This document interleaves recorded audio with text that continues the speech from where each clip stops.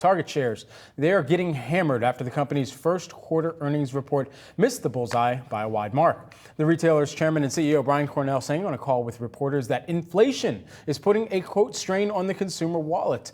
Yahoo Finance's executive editor Brian Sozzi was on that call and has the details. All right, Brian, what did we learn? I wish I wasn't on that call, guys, because it just wasn't good. But I think I'd summarize this quarter really in one word, and just to make it very simple to the average investor out there, it stunk, really through and through. The sales were down about 3.7% for Target.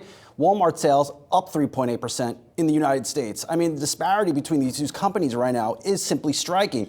Number two, Target has really been focusing over the past year on cutting expenses. So theoretically, you would think you would see profit margins going up.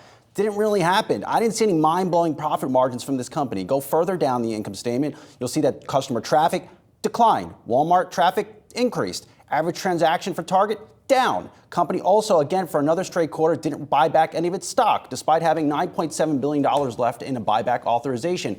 I think sending the signal to investors that it's not confident in its medium-term outlook. Everywhere you looked in this Target quarter, it stunk from top to bottom. And I am surprised Target is out here reiterating its guidance. On that call with Brian Cornell and the CFO, and I believe was the chief merchandise officer, they noted that inflation is starting to slow, but they're not seeing a corresponding improvement in sales, and that is a big problem. Now, if I was still an analyst and out there visiting stores, I would essentially go out there this weekend and probably come back with a story, 10 reasons why Target is losing market share to Walmart. And I think when you go into a Target store, you could easily see Target, small section of groceries. Walmart has greatly expanded its grocery section, getting more one-stop shoppers.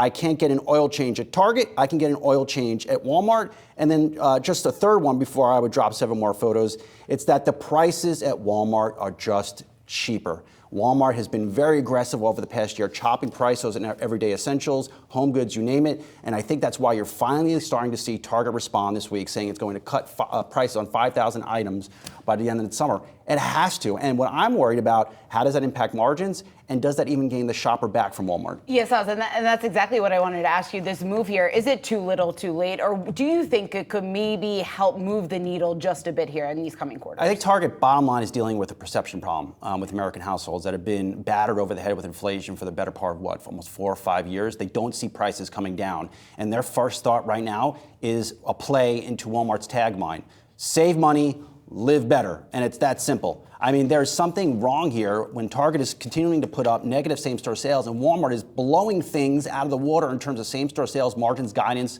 not only at Walmart US and Sam's Club. And I think this is a Target problem. And to your point, Shawna, I think the reality is for Target stock to start working and for Target's financials to start working and improving in the back half of the year, inflation just has to continue to slow down, and the economy has to continue to strengthen, and that's a tall order.